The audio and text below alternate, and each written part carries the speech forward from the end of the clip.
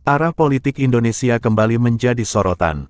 Posisi Indonesia kini terlihat semakin condong ke poros Rusia dan Tiongkok, terutama setelah dinamika hubungan dagang dengan Amerika mengalami kendala. Laporan terbaru, Amerika menyebut perjanjian dagang antara Washington dan Jakarta terancam gagal.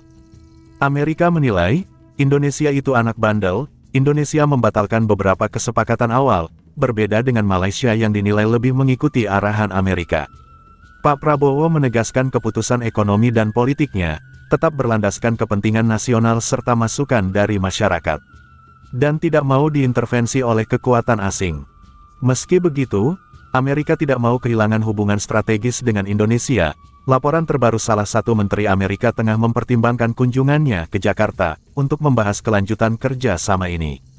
Malaysia kini dikucilkan Tiongkok, hal ini pun dibahas oleh parlemennya Malaysia. Alih-alih ingin mendapat kejelasan, malah yang dipertua parlemen tidak mengizinkan untuk membahasnya. Katanya ini perjanjian setan yang harus diruqyah. Mari kita simak video lengkapnya. Kesepakatan dagang antara Indonesia dan Amerika Serikat yang telah dicapai pada Juli lalu beresiko gagal. Pekan lalu, Menteri Keuangan Amerika Serikat Scott Bessent juga menyinggung perubahan sikap Indonesia dalam acara New York Times Dealbook. Ia mengatakan Indonesia mulai sedikit enggan terkait kesepakatan dagang meski tidak memberikan penjelasan lebih lanjut. Scott juga menyebut Indonesia sebagai anak bandel dan menilai Malaysia sebagai mitra yang lebih kooperatif.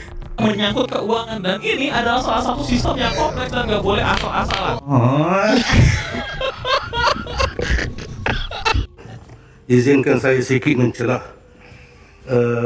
Yang pertamanya, ART ini menjadi suatu isu yang sangat kontroversi di tengah masyarakat. Untuk sampai ke boleh masyarakat memahami semua perkara yang dianggap menjadi kontroversi ini, yang dikaitkan sekurang-kurangnya dengan isu-isu kedaulatan negara, isu kedaulatan pertahanan, isu kedaulatan perdagangan, yang kalau kita lihat secara umumnya, termasuk juga agrobisnes lain-lain, yang kita dapat pulangan yang besarnya adalah tentang penurunan tarif daripada 25% ke 19%. Maka itu yang terbesar yang kita dapat. Tetapi implikasinya, kebimbangan negara-negara lain yang juga menjadi negara dagang dengan kita, seperti China dan lain-lain, menjadikan ini suatu ancaman kepada mereka, seolah-olah bahawa kita terpaksa ikut semua ketentuan yang dibuat oleh US dalam menentukan kerja dagang mereka. Contohnya dalam artikel 5.2, Malaysia mesti menyekat syarikat yang disenaraikan dalam SDN list entity list. Amerika akan streamlinekan defense trade, bermakna sistem pertahanan Malaysia lebih terikat dengan supply chain daripada US dan banyak benda-benda yang lain. Jadi yang saya tengok tadi, betul lah kita dapat menurunkan tarif, tapi yang lain-lain tu dilihat awam sebagai banyak kita menggadaikan kepentingan kita. Satu pun yang tadi yang dikaitkan dengan soal tarif yang tidak dinaikkan. Tarif yang maintain, yang free tarif itu ialah sebahagian besar yang membabitkan tarif syarikat Amerika Serikat yang mengendalikan bisnesnya di Malaysia. Itu dia lepas sebab dia yang company itu company dia. Yang lain-lain tu semua yang terbabit dengan tarif, termasuk produk pertanian yang saya sempat tengok sepintas dalam annex dan appendix yang mempunyai lebih daripada 400 muka surat tu. Jadi macam mana kita nak jelaskan ini kepada masyarakat bahawa kepentingan kita betul tarif dapat kita turunkan, tapi yang lain-lain itu kita, terutama sekali di segi pertahanan, memungkinkan kita menjadi suatu platform yang akan menjadi perebutan Timur Barat sekarang ni, khususnya China di timur dan Amerika di barat.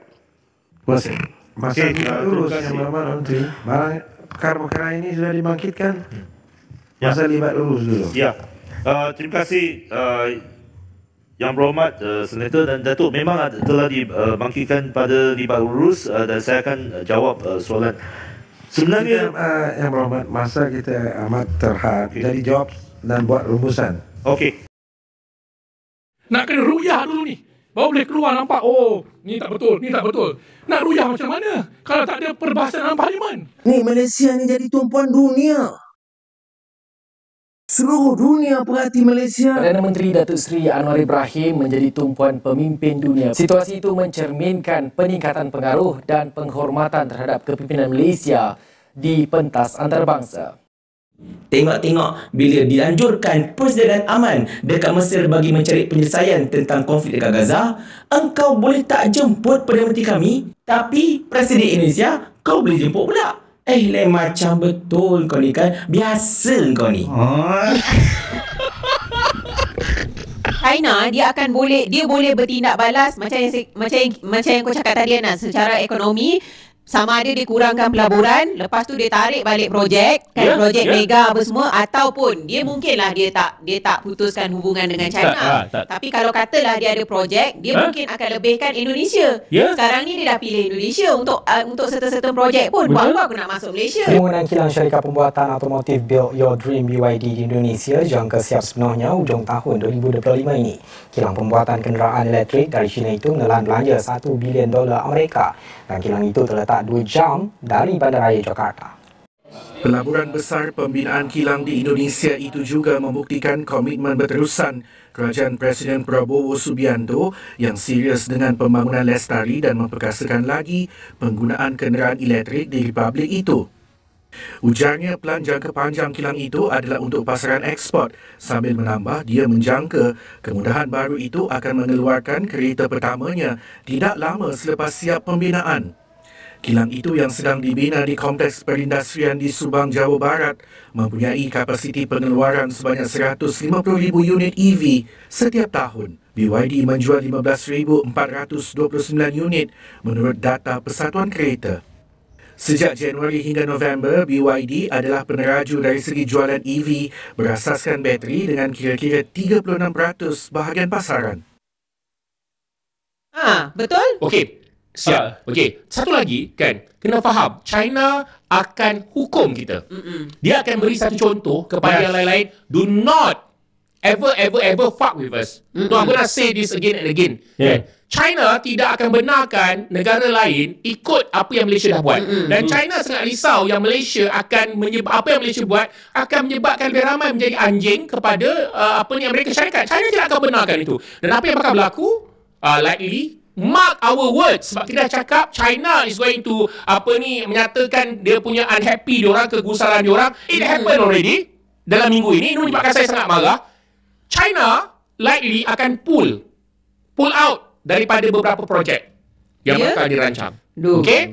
Benda ini dia akan defer, dia akan kata, oh kami rasa kalau kami masuk nanti akan ada agreement art, itu akan menyebabkan kita berada dalam satu situasi macam ni. So kita selagi Malaysia tak sign,